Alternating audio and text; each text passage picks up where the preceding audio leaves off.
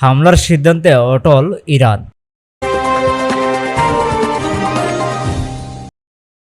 Israeli হামলা থেকে পিছু হটতে বলার পশ্চিমা আহ্বান প্রত্যাখ্যান করেছে ইরান। দেশটির প্রেসিডেন্ট মাসুদ পেজেশকিয়ান বলেছেন, তার শপথ গ্রহণের দিনই তেহরানে অতিথি হয়ে আসা হামাস নেতা ইসমাইল হানিয়াকে ক্ষেপণাস্ত্র হামলায় হত্যার জবাব দেওয়ার অধিকার তার দেশে রয়েছে। গতকাল মঙ্গলবার ইরানের পররাষ্ট্র মন্ত্রণালয় বলেছে, ফ্রান্স, জার্মানি, যুক্তরাজ্যের নেতারা ইরানকে পিছু হটতে বলার যে আহ্বান জানিয়েছেন তাতে রাজনৈতিক চুক্তির অভাব রয়েছে এবং তা আন্তর্জাতিক আইনের পরিপন্থী।